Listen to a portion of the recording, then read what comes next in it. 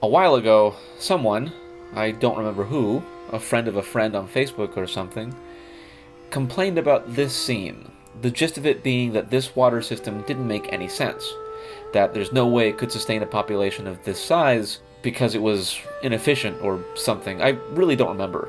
What I do remember is thinking that anyone watching this film trying to make sense of its logistics is missing the point of the scene. Indeed, the point of the machinery itself, perhaps even of the whole film. The first thing to understand about this rather absurd water contraption is that its purpose isn't to hydrate people any more than Holy Communion is meant to feed. Like that Christian sacrament, what Immortan Joe is enacting here is a ritual. His sermon has the same stilted quality peculiar to Scripture, and this guy's comment, "It's coming, get ready, yes," suggests this little song and dance is repeated often enough that he can tell when the good stuff's about to happen.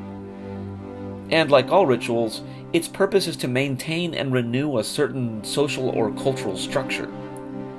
Here, obviously, Joe is reminding everyone who's in charge, but more importantly, there's this. Do not, my friends, become addicted to water. It will take hold of you, and you will resent its absence. He's redefining a necessity as a luxury, an indulgence, something one can become addicted to. And in doing that, he justifies depriving his people of water as an act of benevolence. In classic authoritarian form, the total dependence the people have on his rule is thus presented as something they ought to be grateful for. I am your Redeemer. It is by my hand you will rise from the ashes of this world. So, dumping all this water on them in this manner, which in reality is one giant fuck you slap in the face, becomes a moment for the people to celebrate their own oppression, to validate the myth of Immortan Joe, and thus remain enslaved by it. I strongly suspect that the reason all machinery in the Citadel requires such a massive input of human labor isn't out of practical need, but to further involve the population in their own exploitation, powering the apparatus that makes their figurative chains. The film, like its predecessors, is an examination of how mythology shapes our lives, for good or ill. The War Boys and their belief in Valhalla and the mighty V8, Furiosa and her faith in the Green Place, even Max himself is a walking myth. At times we hear his stories from the mouths of those who claim to have met him. I remember a time of chaos, ruined dreams, this wasted land. But most of all, I remember the road warrior, the man we called Max. And like all oral tradition, the details never line up. Sometimes he's young, sometimes he's old, sometimes he had a son, sometimes it was a daughter. No matter how many times his interceptor is destroyed, somehow it keeps coming back. That's mine. If there ever was a real man named Max, who was a cop before the apocalypse, by now he must surely be dead. We've seen him wandering a world in which the memory of what once was is like a distant dream. There's no way the world went from this to this before he turned 50, and yet, here he is.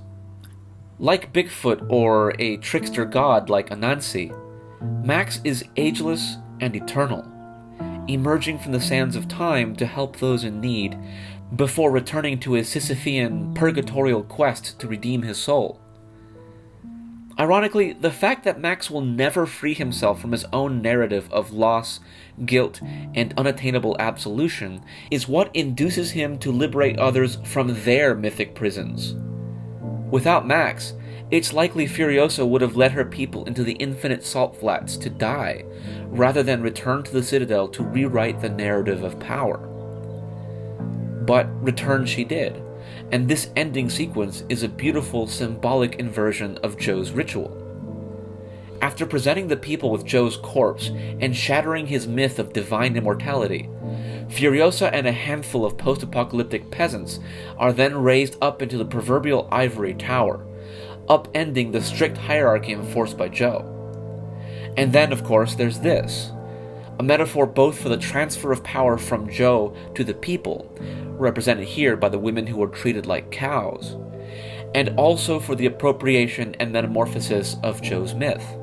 The film doesn't state this explicitly, but I'd like to think that in the future, the people of the Citadel continue to perform this ritual, only now it's to celebrate their liberation from tyranny, and the transformation of their society into one where the fruits of their labor, the promise of the green place, can be shared by all.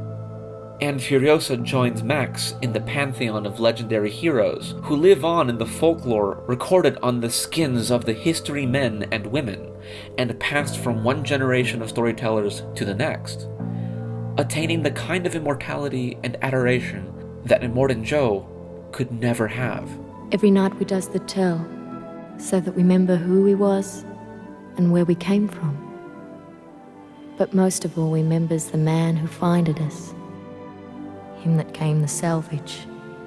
And we lights the city, not just for him, but for all of them that are still out there. 'Cause we knows there'll come a night when they sees the distant light, and they'll be coming home.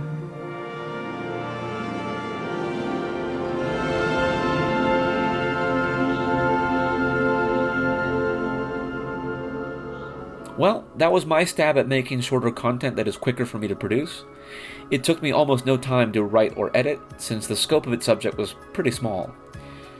Let me know what you think, and if you like this sort of thing, be sure to share this video and subscribe for more.